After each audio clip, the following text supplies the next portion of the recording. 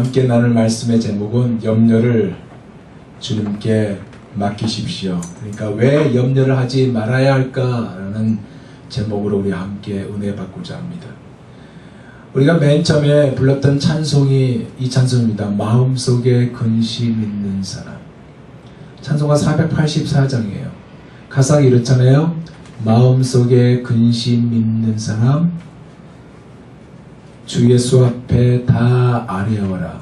슬픈 마음 있을 때라도 주 예수께 아뢰라. 주 예수 앞에 다 아뢰어라. 주 우리의 친구니 무엇이나 염려하지 말고 주 예수께 아뢰라. 1절 가사가 이렇게 되었습니다. 여러분, 이 찬송은요, 염려를 주님 앞으로 들고 나왔을 때 진짜로 해결된다는 찬송의 고백이 바로 이 찬송입니다. 어느 누가 염려가 없다고 하는 분이 있겠습니까? 특히 이 미국, 이 뉴저지에 사시면서 여러분 염려가 없었습니까? 염려가 늘 매일마다 하나씩 생기는 것을 여러분이 경험해 보셨을 것입니다. 즉 염려가 없는 사람이 아무도 없다는 것입니다. 어떤 조사에 의하면요, 사람들 절반이 내일에 대해서 염려를 하고 노후에 대한 염려를 가지고 있다고, 불안을 가지고 있다고 이야기를 했습니다. 그만큼 염려가 인간의 실존이라는 그 부분을 증명하고 있는 한 부분이란 얘기예요. 영어로 염려가 뭡니까? worry입니다. worry. 이것은요, 나누다는 의미를 가지고 있는 단어와 마음이라는 단어가 합성돼 가지고요, 뜻 의미가 마음을 나눈다는 그 의미를 가지고 있습니다. 그래서 그런지요, 어느 학자가 이런 말을 했어요. 염려에 시달리고 있는 사람은 정서적으로나 정신적으로 영적으로 분열된 사람이라고 했습니다. 의학적으로 밝혀진 바에 의하면 마음을 한 곳에 쏟는 사람보다 염려하는 사람이 더 많은 사고를 당한다는 조사가 나왔습니다. 그렇다고 여러분 염려가 안 생길까요? 아마도 우리 인생이 마무리되는 순간까지 우리는 염려에서 벗어날 수 없을 것입니다. 그런 우리를 향해 주님은 오늘 본문을 통해서 염려에 대해서 말씀하시면서 우리가 염려를 왜 하지 말아야 하는지, 그리고 이 염려를 해결할 수 있는 방법이 무엇인지, 그리고 이 염려에 대해서 해결 방법을, 즉 묶을 수 있는 방법을 말씀하셨던 것입니다. 이것을 오늘 같이 나누면서 오늘 함께 은혜 받기를 원합니다. 첫째로 주님께서 우리에게 염려하지 말라고 하신 이유 첫째가 뭐냐? 염려가 해롭기 때문에 하지 말라고 그랬어요. 오늘 읽진 않았지만 그 앞절, 즉 25절의 앞절 24절에는 이렇게 말하고 있습니다. 한 사람이 두 주인을 섬기지 못할 것이니 혹 이를 미워하고 저를 사랑하거나 혹 이를 중히 여기고 저를 경히 여김이라. 너희가 하나님과 재물을 겸하여 섬기지 못하느니라 그랬어요. 결론적으로 말하면요, 한 사람이 두 주인을 섬기지 못한다는 말씀입니다. 왜냐하면 마음을 양쪽으로 똑같이 주지 못하기 때문에 그러는데, 마음을 양쪽으로 똑같이 주게 되면요, 어느 하나라도 제대로 할 수 없는 상황이 생기지 않습니까? 그래서 안 된다는 말씀을 하고 있어요. 그러면 여기서 말씀하고 있는 두 주인이란 누구를 말하고 있는 것일까요? 바로 하나님과 재물이에요. 재물은요, 사람의 마음을 지배하는 주인으로 군림합니다. 한 예로 영국의 윈스턴 처칠 수상이 세계를 향해서 방송을 하라고 웨스트 엔드에서 택시를 타고 운전기사에게 BBC 방송국까지 가자고 했습니다. 그런데 그 기사가 미안합니다. 다른 택시를 이용하시죠. 저는 그렇게 멀리까지 갈 수 없습니다. 라고 거절했답니다. 그랬더니 그 대답을 들은 처칠 수상이 아니 어째세요? 라고 물었더니 그 사람이 이제 1시간 후면 처칠 수상의 방송이 나오게 되는데 저는 그 방송을 꼭 들어야 합니다라고 대답을 했던 것입니다. 이 말을 들은 처칠이 한편으로는 자기 자신에 대해서 얘기하고 있으니까 기분이 좋아가지고 그의 손에 £1 돈을 쥐어줬어요. 그랬더니 그 운전기사가 한박 웃음을 지으면서 이렇게 말했습니다. 타세요.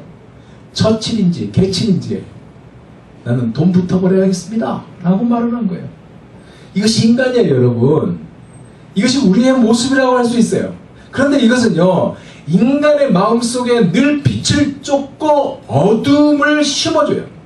그런 우리를 향해서 주님은 25절에 말씀을 하고 있는 것입니다. 25절 다시 봅니다. 그러므로 내가 너희에게 이르노니 목숨을 위하여 무엇을 먹을까? 무엇을 마실까? 몸을 위하여 무엇을 입을까? 염려하지 말라. 목숨이 음식보다 중하지 아니하며 몸이 의복보다 중하지 아니하냐?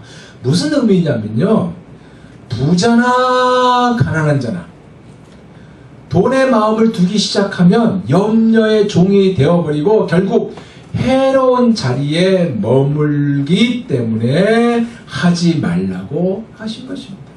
이유는 그것이 바로 주인 행세를 해버리기 때문에 그렇습니다. 그래서요, 크리스찬 봅이라는 사람이 이런 말을 했습니다. 염려는 손님처럼 왔다가 결국 재빨리 주인이 되고 만다라고 했어요. 두 번째로 우리가 염려를 왜 하지 말아야 되냐? 염려가 결국 무익하기 때문에 하지 말라는 것입니다. 27절에 이렇게 말하고 있습니다. 너희 중에 누가 염려함으로 그 키를 한 자라도 더 할 수 있겠느냐? 지금 무슨 얘기냐면 염려가 키를 자라게 하느냐, 염려라는 그 주사를 맞는다고 해서 이 관절이 늘어나고 키가 쑥쑥 자라느냐라는 말을 해요. 그러니까 한마디로 무슨 얘기입니까? 무익하다는 말씀을 하고 있는 겁니다. 여러분, 자동차를 운전해봐서 알겠지만 자동차를 움직이려면 기어를 어디다 놔야 돼요? D 아니면 R에다 놔야 됩니다. D는 전진이고 R은 후진이잖아요. 그래서 D를 놓고 엑셀을 밟아야 움직이고 또 R을 놓고 엑셀을 밟아야 뒤로 후퇴하는 거예요. 그런데요, 만약에 기아를 중직지 N에다 놨다면 암만 엑셀을 밟아도 차는 움직이지 않는 거예요. 이거와 똑같아요. 염려는 바로 이거와 같다는 것입니다. 무익하다는 거예요. 그러니까 무익한 염려를 하지 말고 염려를 하나님께 맡기라고 주님은 말씀을 하고 계시는 것입니다. 그럼에도 불구하고요, 우리의 비극은 염려를 계속 붙들고 있다는 것입니다. 한국에 순천향 병원이 있습니다. 이 순천향 병원에 신경정신과가 있는데 이 신경정신과에 찾아오는 하루 평균 환자가 약 60여 명이나 된답니다. 그런데 이 환자 중에 20%에 해당되는 12명은 건강에 대한 염려증, 즉 아프지도 않는데 건강에 대한 염려증 환자랍니다. 심지어 서울대에 내과 의사 허 교수가 이런 말을 했어요. 자신이 진료하는 환자가 약 평균 50여 명이래요.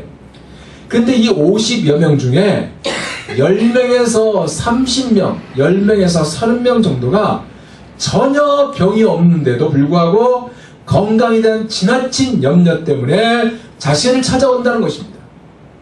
그만큼 백해 무익한 염려를 안고 있다는 것이고 이 염려를 하지 말라고 주님은 말씀하고 있어요.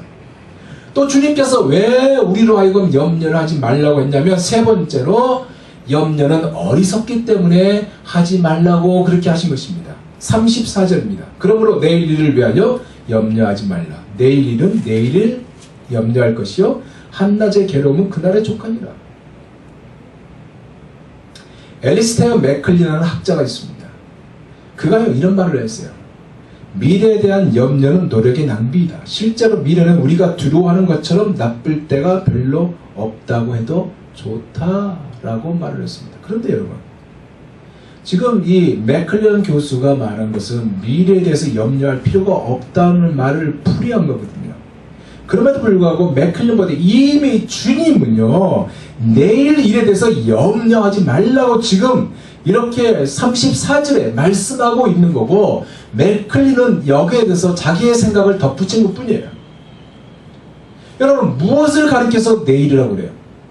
내일에 대한 정의가 뭐예요? 아직 나에게 이르지 아니한 시간을 가리켜서 내일이라고 그래요. 안 그렇습니까?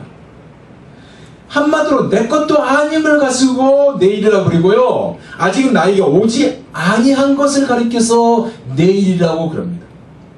이것을 가지고 왜 염려를 하느냐고 주님이 말씀하신 것이에요.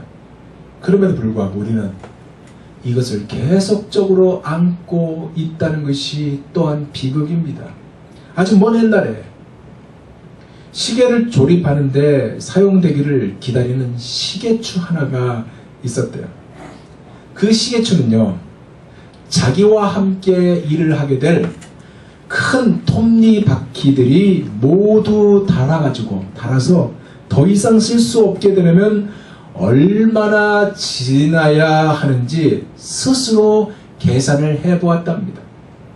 밤낮을 쉬지 않고 똑딱거리며 움직여야만 되는데 1분에 수십 번, 매 시간마다, 그리고 60배, 또 매 시간마다 움직이는 양의 24배의 양을 감당하여 1년에 365일 동안 하루도 빠짐없이 소리를 내야 한다는 결론에 시계추가 끔찍하다는 생각이 들어서 그런 자신을 보고 스스로 불쌍하다는 생각을 가졌답니다. 그리고 그렇게 중얼거렸어요. 나는 절대로 그런 일을 하지 못할 거야. 그러자 그 소리를 들은 시계 주인이 이렇게 말을 했어요. 내가 한번 움직일 때마다 똑딱 소리를 한 번만 내어줄 수 있겠니? 라고. 그 말을 들은 시계추가 너무나도 쉽게 그럼요 라고 말을 했더니, 자 그럼 됐어, 내가 할 일은 이것이 전부야 라고 주인이 말을 했답니다. 그 이후로요, 시계추는 시계 속에 매달려서 한 번 움직일 때마다 한 번씩만 똑딱거리며 꾸준히 일을 지금까지 아주 기쁘게 명랑하게 일을 하고 있다는 재미있는 예화입니다. 무슨 얘기냐? 염려는요, 그날로 족하더란 예화예요. 염려는요, 어리석다는 것을 얘기하고 있는 예화입니다. 그래서요, 주님께서 하지 말라고 그랬어요.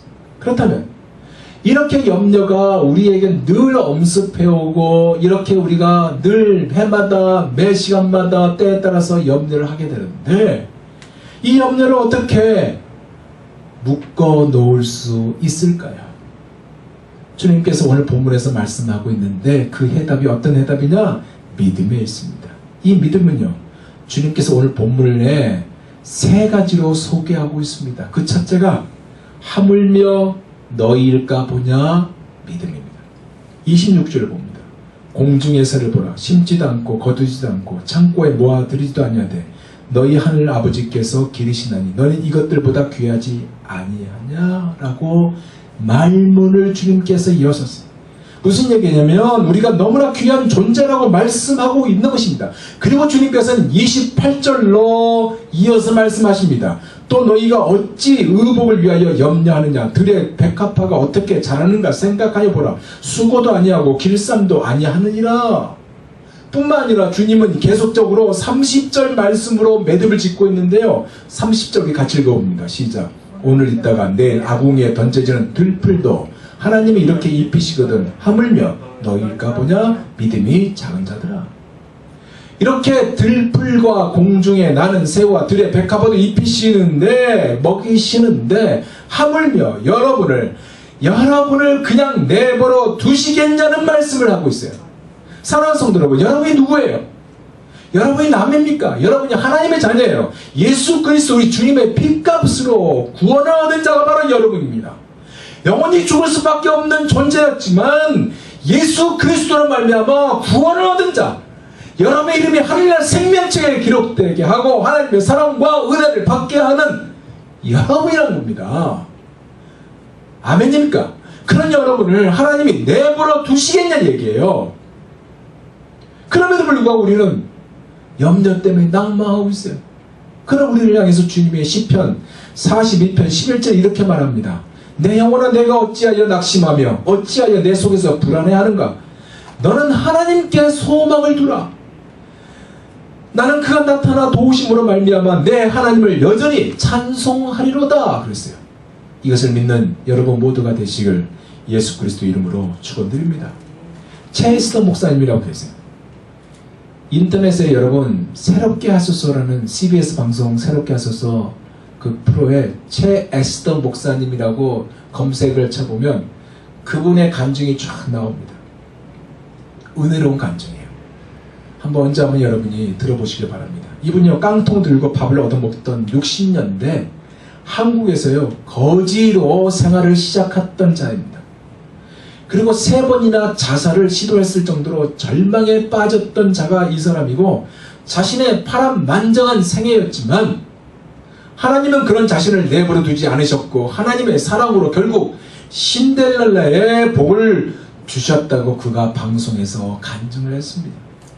그는 지금 플로리다 잭슨빌에서 고난당하고 있는 이웃을 위해서 노숙자 사역을 하고 있는데 그의 고백을 들어보면요 평생 노력해도 이룰 수 없다고 생각했던 부자가 되는 것과 자기 소원, 비행기가 타는 것이 소원이니까 비행기 타는 것과 미국 오는 것이 소원이었으니까 미국 오는 것과 공부하는 것이 소원이었으니까 공부하는 것과 그리고 육사생도의 손목을 잡아보는 것이 소원이었으니까 이 육사생도 손목을 잡아보는 이 5가지 소원을 하나님께서 다 이루어 주셨다고 고백을 하였습니다. 그가요 누구랑 결혼했냐면 미국의 유명한 대통령은 누굽니까? 케네디 대통령이에요. 이 케네디 대통령과 쌍벽을 이루고 있는 그 가문과 결혼을 하게 됩니다. 여러분 어찌 이 체에스더 목사님이시겠습니까? 하나님은요 여러분의 작은 신음에도 응답하신다는 사실을 여러분 꼭 믿으시기 바랍니다. 두 번째로 어떤 믿음이냐? 있어야 할 줄을 아는 믿음이에요. 31절에 이렇게 말합니다. 그러므로 염려하여 이르기를 무엇을 먹을까? 무엇을 마실까? 무엇을 입을까? 하지 말라. 무엇을 먹을까? 무엇을 마실까? 무엇을 입을까? 하지 말라고 하시고 나서 주님은 32절에 이런 것은 다 이방인들이 구하는 것이라 너희 천부께서 이 모든 것이 너희에게 있어야 할 줄을 아시느니라고 말씀하셨어요. 이 말씀은요 하나님이 여러분의 사정을 여러분의 모든 것을 다 아시고 계신다는 말씀입니다. 얼마나 놀라요. 이 사실을 믿어야 하는데 이 사실을 믿어야 하는데 우리는 머리로는 아는데 가슴으로 이것이 믿어지지 않는 것이 우리의 솔직한 현실이라는 것입니다. 사랑하는 성도 여러분 잊지 마시길 바랍니다. 이 사실을 정말로 믿는 자의 기도는요 이렇게 기도해요. 하나님 저 사람에게도 다 무엇이 있어야 할 줄을 알아서 하나님께서 주시는데 하물며 내가 남입니까? 나를 가만히 내버려 두시겠습니까? 아니잖아요. 절대로 그렇게 하지 않음을 믿습니다. 불쌍히 여겨 주옵소서라고 기도하는 것이 이 사실을 정말로 믿는 자의 기도인 것입니다. 마가복음 7장에 가면요 수로보니게 여인이 등장합니다. 이 여인은 어떤 여인입니까? 사랑한 딸이 귀신에 들려가지고 고통 가운데 있는 여인이잖아요. 이 마가복음 7장 이 수로보니게 여인의 이 장면은요 떡과 배불리 먹음과 함께 이방 선교에 큰 의미를 주고 있는데 이 여인을 통해서 바라볼 수 있는 중요한 것은요 주님께 나온 이 헬라인 수로보니게 여인의 간구를 주님이 거절치 않으시고 들으셨다는 사실입니다. 더러운 귀신 들린 자신의 어린 딸을 고쳐달라고 간구한 이 간구와 함께 그의 믿음의 행동을 전혀 모른 채 하지 않으신 하나님을 보게 된다는 거예요. 그런데 여러분 여러분이 누굽니까? 남이냐 이거예요. 당신의 핏값으로 산 여러분을 하나님이 모른다고 하시겠냐 이거예요. 함께 하시고 응답하신다는 이 사실, 역사하신다는 사실을 여러분 믿으시기 바랍니다. 세 번째 어떤 믿음이냐?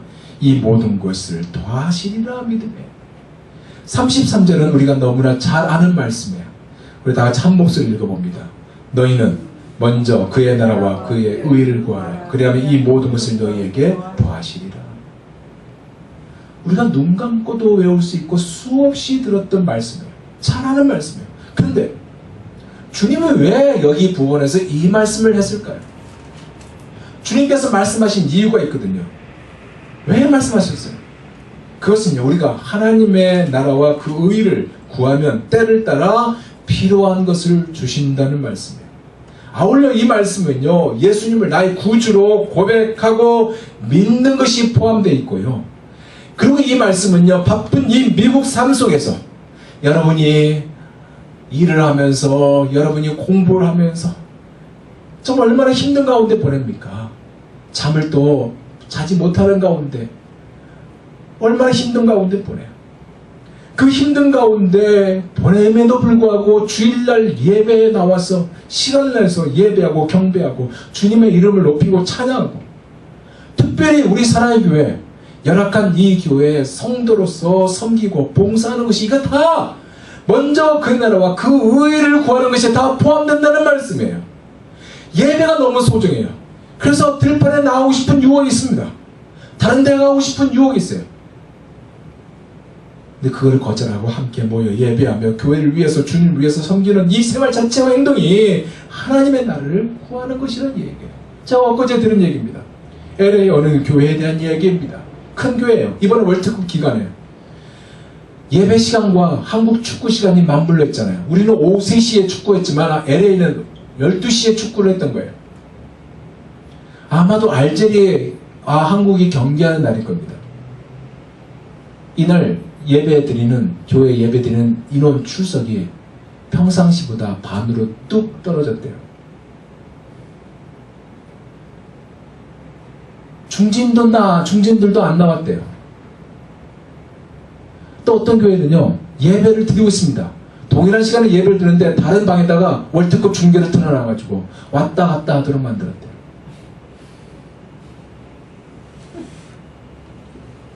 이게 먼저 그 나라와 그 의를 구하는 것일까요, 여러분? 아니잖아요. 먼저 그의 나라와 그 의를 구하는 것은요, 주님을 위해서 손해를 감수하는 것이에요. 어떤 보상을 바라고 원하는 것이 아니라 정말 주님을 위해서 드리는 것을 말하는 것입니다. 그랬을 때 도하시려 할 때인데, 이 도하시는 것은 상상을 초월할 정도로의 도하심이에요. 우리가 생각만 해도 응답되는 것이 있다는 겁니다. 바라고 원하기는 우리 사랑의 교회 모든 성도들이 먼저 그의 나라와 그 의를 구함으로 이 모든 것이 더해지는 은혜, 하나님의 축복이 가득하기를 예수 그리스도 이름으로 축원드립니다. 이 은혜를 누리는 자가 되려면 반드시 우리가 놓치지 말아야 할 것이 있어요. 많은 것이 중에 있지만 그 중에 하나가 뭐냐? 기도예요. 기도는요, 사실 솔직히 우리가 부담을 가지고 있어요. 기도 시키잖아요? 가슴이 두근두근해요. 저는요, 제가 사랑의 교회에 있을 때 오카는 목사님이 저 대피 기도 시킬까봐 얼마나 두근두근한지 몰라요. 10년 동안 있는 동안 한 번도 안 시켜서 그것이 은혜였다고 생각했습니다. 교육자 회의, 100여 명이 모여서 교육자 회의를 하는데 그 교육자, 목사들이 100명이나 되는 거예요. 그중 앞에 나가서 찬양 인도하니까 목사님 바로 옆에 앉는 거예요. 그럼 목사님이 장 목사, 김 목사, 나를 위해서 주일학교에서 이렇게 막 대표 기도 시켜요. 그 할 때마다 천근만근 내가 가슴에 툭 시킬까봐 목사가 됐는데도 불구하고 기도에 대한 부담이 있어요. 식사 기도요? 지금이야 술술 나오지만은 그때는 얼마나 두렵고 떨리는 것이 기도인지 그렇게 부담이 된다는 거예요. 생각해보세요, 여러분.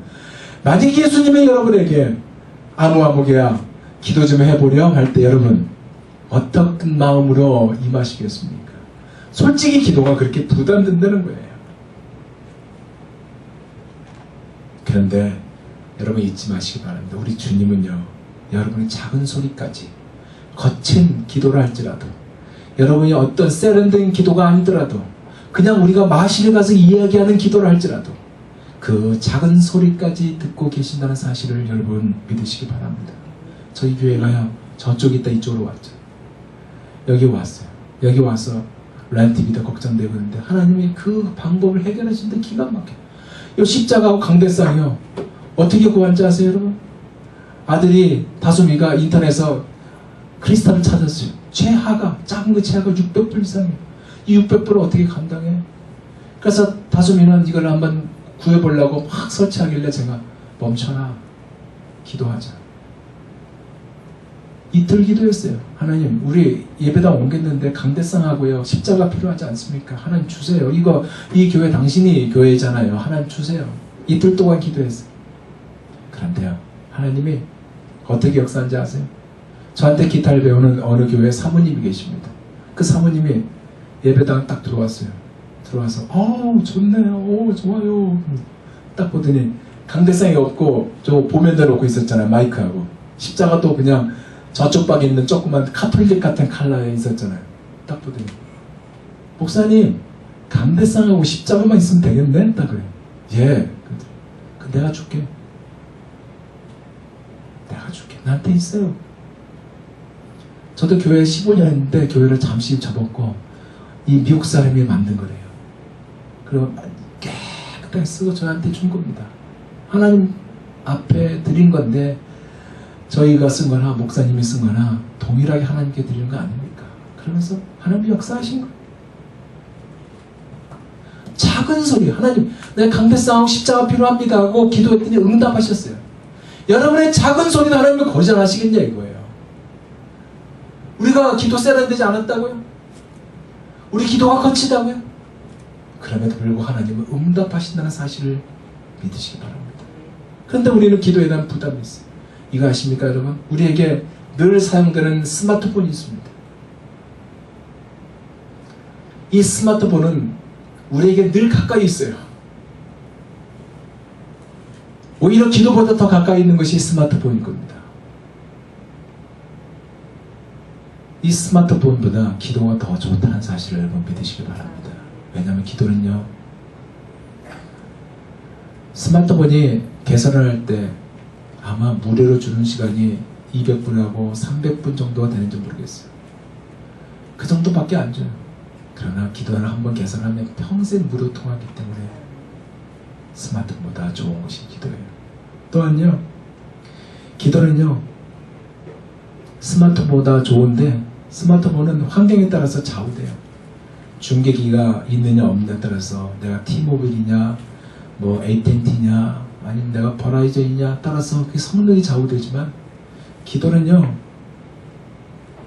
환경이 지배하지 않는 것입니다. 또한 스마트폰은 공공장소에서 우리가 사용하게 되면 소리가 크다 등등 눈치를 보이지만 기도는 때와 장소를 가리지 않고 사용이 가능하기 때문에 좋아요.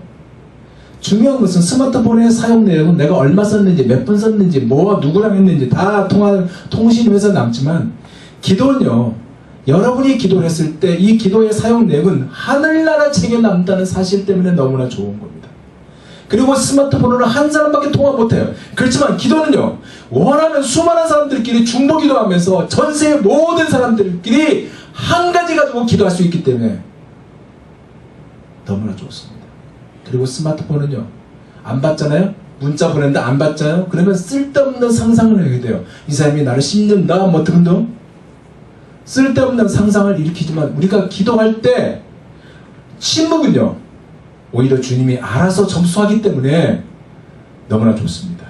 마지막으로 스마트폰의 업그레이드는 사람의 시선을 끌어요. 이번에 뭐 G3가 나온다고 그러고 뭐 S5가 나온다고 그러고 이 업그레이드 시키면 사람들이 와 좋은 거 가졌다 좋아하잖아요.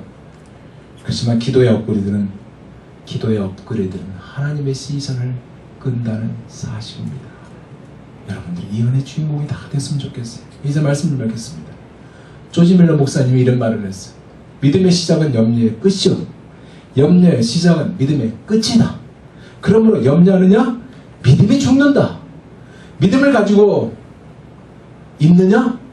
염려가 죽는다 라고 말을 했습니다. 염려는 백해무익하다고 주님이 말씀했어요. 해롭다고 말씀했어요. 어리석다고 말씀했어요. 이 염려를 묶을 수 있는 비결이 뭐라고 그랬어요? 예수 그리스도 믿음이라고 그랬습니다. 그러기에 염려를 하는 우리를 위해서 주님께서 뭐라고 했습니까? 염려하지 말라고 했어요. 너 염려로 가득하느냐? 그 염려를 왜 하느냐? 내가 가지고 있는 염려를 나에게로 가져오라. 나에게 나와 믿음을 가지고 그 염려를 꽁꽁 묶으라.